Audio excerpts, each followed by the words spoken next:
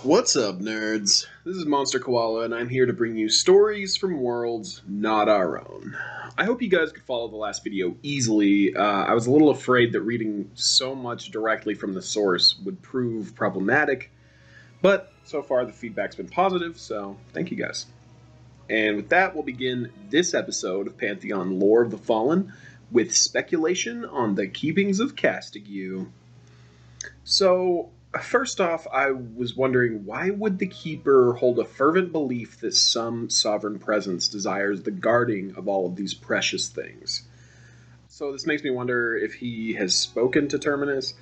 That's not clear, but I don't think so. I think all this means is that his purpose is very clear to him, and it kind of illustrates the importance of what he is doing to himself as well as Terminus as a whole. Whenever he ends that, he says, "Thus until I die, the Keeper." So does that mean this is his final writing? I'm not sure. So I'm also kind of wondering, how did the Keeper become the Keeper? In this first letter in the Keepings, he says, "One may send another companion to unquiet my study." Does he expect to be replaced by a specific entity? Is there a system or infrastructure involved in choosing the Keeper? Is Narian the new Keeper? We do know that Narian later on says that he is a human historian of Haven Song, so most likely he is not the new Keeper. At this time, I'm wondering, during the time of the Keeper, were there multiple Keepers? It makes me wonder if Festus of Hybrace would be considered a Keeper. I'm sure that he would consider himself a Keeper, but it's obvious that the Keeper, he doesn't say that he doesn't consider him to be a Keeper, but given that we don't have another name for the Keeper, this is unclear. We also know that the player character is going to be able to go the route of the Keeper. I'm wondering if that's a more recent development, that there are multiple Keepers. So we're given no more information on high summoning than the fact that the current holder of these letters is from or works there. It apparently has many books that are kept there, including 3 tomes listing all known dragons, which is interesting. I'm sure that there are many, many more dragons than what's just in those tomes, but the fact that there are 3 of them and those tomes could be of any size is kind of scary. Alright, so next, why, if Semina was writing at the time, was the Deicide War and the time before it so sadly underdocumented? We even have a first-hand account of what happened at Kadru-Hor. So this kind of makes me think, between then and now, were any documents destroyed? Or large collections of documents, kind of like how the Library of Alexandria in our world was destroyed? People speculate that it held information that, by its destruction, set us back, or set the humans back at the time, maybe 1,000 years or something like that. It's an untold amount of information that we lost in the burning of the Library of Alexandria. And I have no evidence that this happened on Terminus in a similar fashion, but it will be interesting to learn that that's why the holder says that the time before the Deicide War and the Deicide War itself was so sadly underdocumented. Interesting thought. One thing that I was confused by at the beginning is where Narian and Kaolyen were during the writing of the first 2 letters.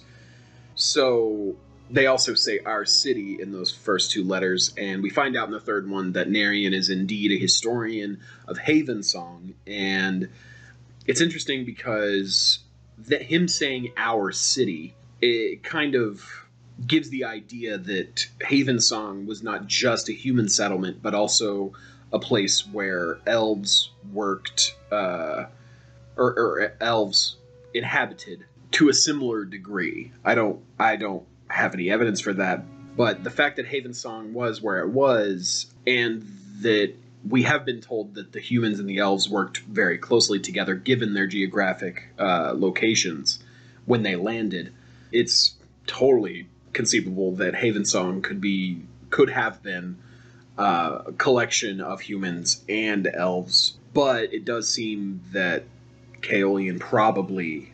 it doesn't seem this way. I would guess that Kaolyen probably mainly works from Faerthel. We also don't have much information on that, so we'll look into that a little bit later, hopefully. Narian also mentioned that he had planned to go to the east to meet the Jinto, which is very most likely the area of the Greater Save and Olam's Hill, which we know that by this time Olam's Hill has been taken over, probably. So one interesting bit that we have here, some of Narian's colleagues that he sees as more gifted than he is have been lost to tragic events I'd prefer to see as chance. Keener minds have suggested intent, Narian says about this. So if intent is obvious in these trespasses, why does Narian prefer to see them as chance? I think this speaks more to his character than anything, saying that Narian would prefer to hope for the best than to allow the possibilities, whether negative or positive, to affect his work. Kaolyen also mentions a hidden path by which some information in this world travels. It's not clear what this is. Surely it's not a network that is only used by the elves. Even if it were some kind of weird network that goes to the roots of the world or whatever, you would guess that druids could tap into that. So you have things like halflings who could probably use the same thing. I would think that there are many things on Terminus which would tap into this, but that's literally the only information we get about that.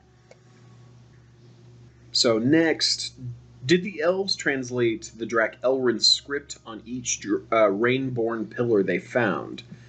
The pillars are said to be the only other example of Drak Elrin. I think it would be interesting to know what each one of these pillars say. I think that we have had evidence of two of them so far, although the only one I can remember right now is the one at Kadru Hor. Given that, what did the writings of the dragons look like? I've been wondering, because dragons are so big, how would they write, like on these pillars and things like that? It makes me wonder, was this script small enough for mortals to read?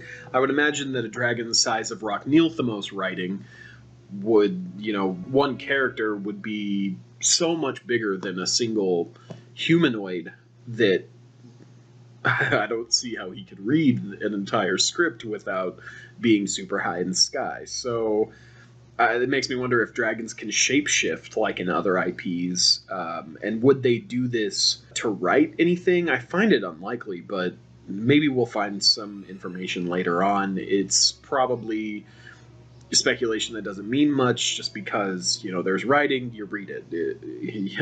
I don't know how much Justin is thinking about the size of this writing, and why, if there's no smaller beings around that the dragons would want to read these things, would they be in a script that would be easy for them to look at, let alone even attempt to translate? I don't know. Alright, so next, for something super cryptic, after telling Narian that his translations aren't entirely accurate, Kaolyen says, "However, to my surprise, these scribal errors proved serendipitously kind, for reasons that may not lead us down the path we had hoped for, at least not directly." This confuses the hell out of me. What I'm thinking he means by this is the practical use of the script, him writing it on the wood of the target, and the arrows glancing off the target like they were metal, and just the different ways that he messed with the script to see what it would do given the individual letters. I think that's, given especially that was the main focus of the second letter, I think that is what he was talking about. Kaolyen writes examples of different experiments, one carving on a strip of oak that withstood burning, one writing on a parchment submerged into different substances without damage. Both times the resilience would phase along with the carvings and writings. When he placed a copy behind the archery target, he said, "Fortunately, the ink faded before the target was inspected by curious officials."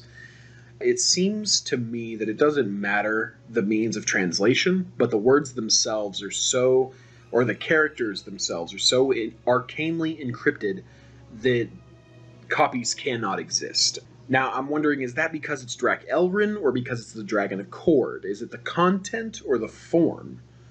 From what we've seen, the Pillars are the only example of Drak-Elrin. If the actual language of Drak-Elrin is encrypted, not the content of the Dragon Accord, is the secret to writing Drak-Elrin in the Pillars? I think Kaolyen believes it to be the form more than the content that is encrypted. He says, it's not a matter of more research, it's not even a matter of magic, Narian.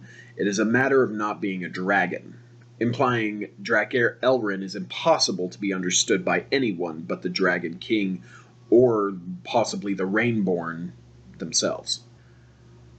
So Kaolyen says that he is still going to seek out the Remnant. He says, I have reasons beyond the Accord to seek them out. I'm wondering what those reasons could be.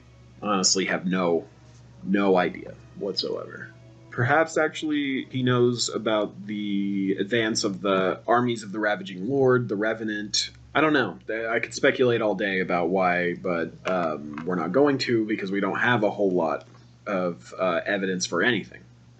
So I will say here that he foreshadows a large conflict that could have great impact on everyone, far outshadowing the mystery of the Accord. He is referring to the Deicide War, the climax of the Deicide War, that is. But he does mention that he's needed in court at the time of these wars. I'm wondering how it's possible that Kaolyen would need to stay in court if it's the year of the Ravaging Lord's three-pronged attack. I'm wondering if Kaolyen ever did make it to the Remnant. Moving on into the third letter, I'd like to note that when Narian speaks of himself as a child, saying, foolishness crept over me in a way that I'd felt as a boy when first presented with true men of war and realizing my wooden sword was too dull to split anything but the air. So I was confused by this, as I said in the other video, but I was helped by a very nice guy named Elliot. After the release of the main episodes, you guys can read those comments on that video, the Keepings of Castigue 3. So he said that the wooden sword reference is a metaphor for how out of his depth Narian felt that he was going to find a dragon. I think Elliot was entirely right. I couldn't have said it better myself. Thank you, sir. I also really like the description of the Dwarven Mead, as I said.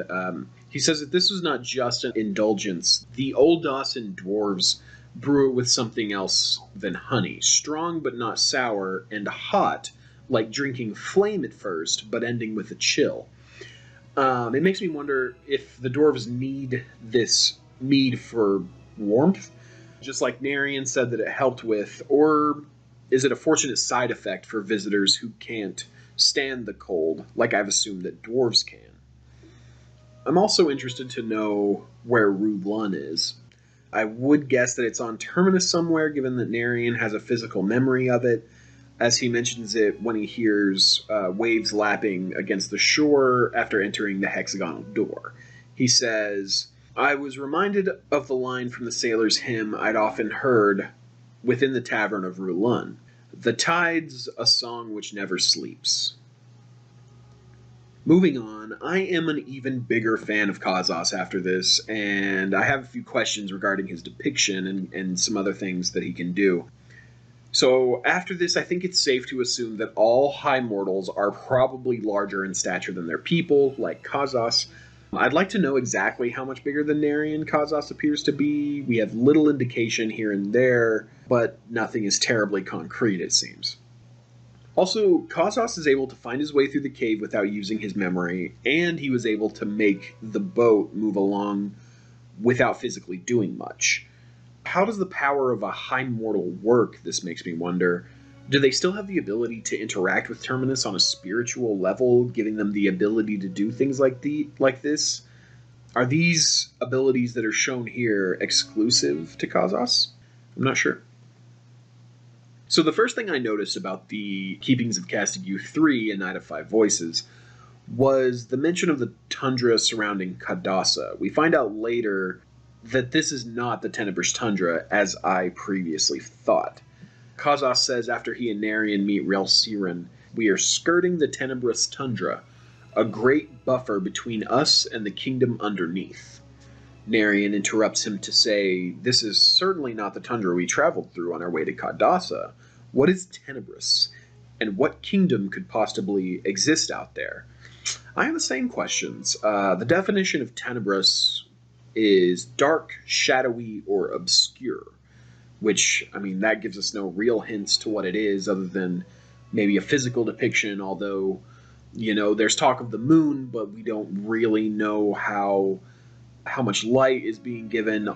Well, there's a giant dragon in front of them that they can't see immediately when they find him, but there's snow and wind and all kinds of stuff in the air. So, if nothing else, the word tenebrous kind of evokes this terribly isolated and dark feeling that hopefully we get to see in game.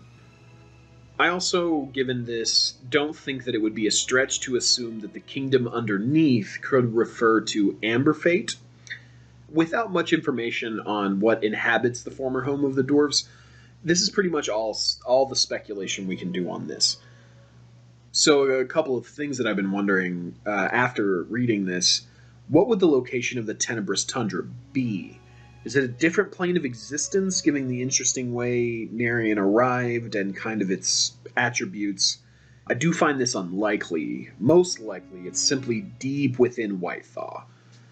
I also wonder if the kingdom underneath might be where the Zealots of Ra operate. We know that Razak the Rageful is imprisoned within the tenebrous tundra, but it's not specified where the Zealots of Ra operate chiefly. I'll also say that later on we'll see this guy who also could be the guy who and his people who inhabit the kingdom underneath, but we'll talk about that when we get to it.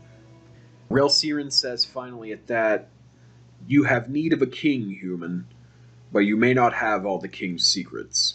It seems neither shall we, at this point in time anyway. So, as Rel-Cirin sunk his hands into the rock, I wondered if this is something that all Archai can do. We know that Archai are imbued with the elements of Terminus. Rel-Cirin seems to be imbued with fire. He definitely is. He uses this to open the gate to the Snow Dragon. I'm wondering if this is something we're going to see players being able to do. Perhaps this would be an interesting way to find a hidden boss or treasure or something like that. Interesting thought. Also, why did Rel-Cirin think that Kazas' smashing of the gate was utterly overzealous? I mean, it seemed to work. How else would they open it, right? The only answer that I can come up with for this is that Rel-Cirin was worried about the noise that it caused. They're kind of watching for something. It seems like they keep talking about time. How much time do we have? Just not much, that kind of thing. And then when Narian waits on Kazas to return the first time he entered the cave, he asks Rel-Cirin if the dragon will be mad that they are coming unannounced and at such a late hour. Rel-Cirin replies, "The snow dragon is nocturnal, and he already knows you're here." Narian chuckles nervously at that. He says, "Right, the Watcher and all that." I'm wondering if this is simply an assumption of Narian's, given his ignorance. Or does the Ill Watcher work with the Snow Dragon? I don't know. Tel'Nharssis is an interesting guy. Very mysterious as well. I just wanted to note here at how funny Kazas seems to be, even in the face of possibly great danger. He says at one point, "You carry this reputed document with you now, I assume? Tragic to have come all this way just for our health." This seems kind of like something my grandfather would say to me if we started a business together and we were going to a meeting just to mess with me. I love Kazas, he's so cool.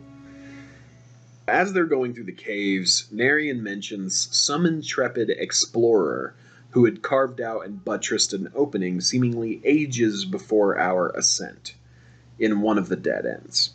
So we have no evidence for who this might be, but could it be evidence of Razak?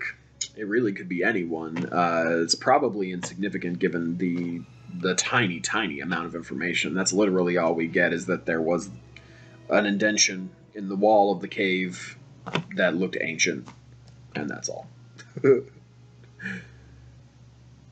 So next, when they arrive at the roost of Tel'Nharssis, it's said that the elevation was hard to determine, though they were at the summit. This is what helps to confuse me about the Tenebrous Tundra. Is it magical in nature? Did the cave ascend or descend? Is the furious wind evidence enough of high elevation, or is it being affected by the snow dragon in some way? I'm not sure. When the snow dragon meets Narian and Kazas, he calls Kazas the Mountain Shaper. I think the moniker itself is kind of self-explanatory, but I'd like to know why he's called that. Like, what mountain did he shape? This kind of makes me wonder if Kadasa is a mountain itself that maybe wasn't there before. Or maybe Amber Fate is a similar situation, although we know that Amber Fate is in the ground, so most likely not that. But either way, interesting. The other thing that I was wondering about is the altar that Tel'Nharssis lives on. Is it an altar set up in reverence to Tel'Nharssis? We do know that there are some who worship dragons, but who could have set up such an ancient altar? It makes me think that there were smaller humanoid races that inhabited Terminus long before the first era of collisions. This is literally the only evidence that I have of it. Yeah. Maybe we can speculate on that later, but it's weird. So I gotta say also, while we're on the topic of Tel'Nharssis, the concept art for him really matches this amazing description. I just wanted to point that out. It's great concept art. I've shown it in my videos before. I showed it in the last one as well, and I'll probably show it as I'm talking right now. Next, we do get some interesting information on some of the previous Dragon Kings, as Tel'Nharssis ponders the purpose of the journey of Narian and Kazas. So we knew of Rok-Suntian Sire from the first letter. He was the father of Rog-Mealthamos. But we also get two others. We get the name Rok-Mydrosfael, who was apparently a cunning and insightful leader who had some kind of twisted impartation that he left upon the dragonkind. And then we have Sin Verulith. Sin Verulith. I'm not sure how to say that, but one of those. They were apparently a fanatic somehow, with a fanatical opus. I really enjoyed that a dragon could have something that you could regard as an opus. But hopefully we'll find out more about these dragons and their stories as time goes on. Next, I wonder, what pact does Tel'Nharssis hold with the dwarves? He says, "This thing around my feet discourages me of you, Kazas. It causes me reflection upon the inconvenience of our pact and reminds me of my impatient stomach." Given Kazas' later comments, I wonder if the dwarves are hiding the snow dragon from the rest of dragonkind.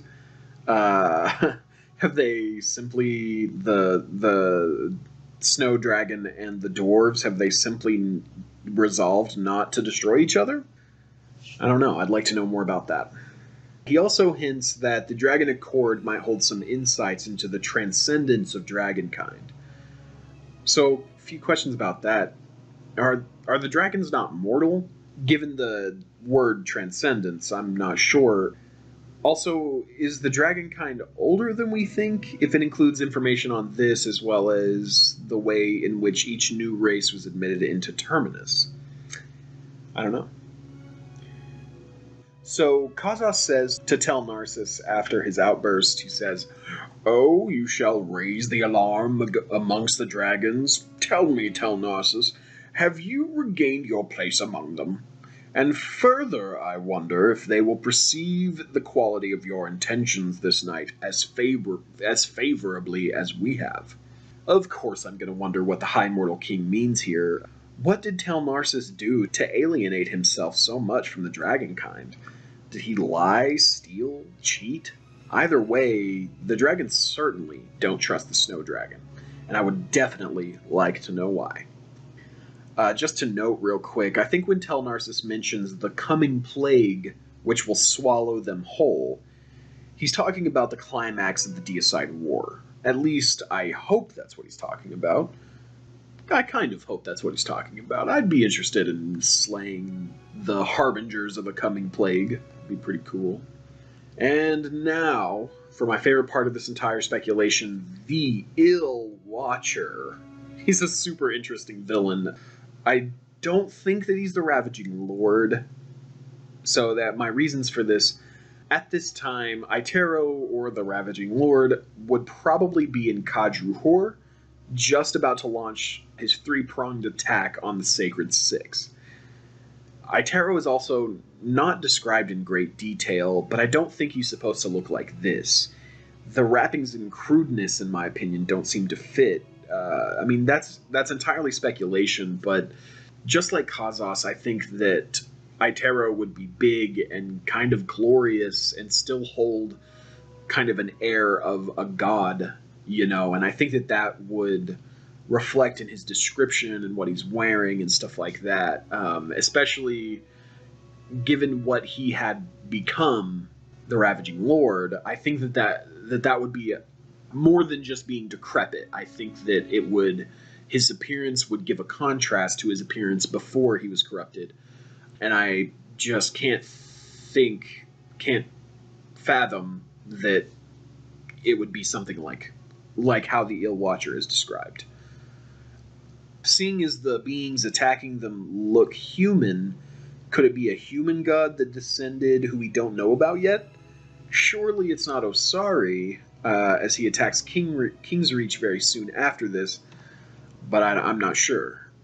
Also, seeing as there was no mention of the Ill Watcher during the climax of the Deicide War, could the Ill Watcher still be around? I think it likely. And that's all the speculation I have for this section. We covered a lot. Hopefully we'll find some answers before release, but I could see a lot of this being part of the game lore in a big way, which really is what we're looking for. When I ask these questions, I'm not really looking for an answer. I'm kind of trying to extrapolate where things might go, what kinds of quests we'll be seeing, what we can look at that we have right now that those quests might entail. We have Razik, we have the Ill Watcher, we have Tel'Nharssis, we have the Dragonkind as a whole, we have the Zealots of Ra, we have Black Rose Keep and the guys within it. We have, orcs and the lore that they've released about them, which we'll go over soonish. There's all of these open-ended things. Avozal, which I will try to stop pulling my hair out about, but all of these things are open-ended for a reason. And that's the point of these speculation videos, is to kind of try to guess where we're going from that and try to glean anything that we can off of this information, because we're fanatical and we are the zealots of Pantheon and we want it. We want the information. We want the game to be out. We want the lore. We want all those things. But all of that said, we are patient, and given the trickle of information that we have, I think that we will be as satisfied as is possible until Pantheon releases. Hopefully, you guys enjoyed my speculation on the Keepings of Castigue. Next, we'll talk about the next and last section of the lore on Pantheon's website, the Black Rose. And since it's short, we'll probably also include what's been written about Wild's End. So get ready for a little bit of Halfling. So, please keep coming back for Pantheon lore coverage. Thank you all for the support. And as always, thanks for watching.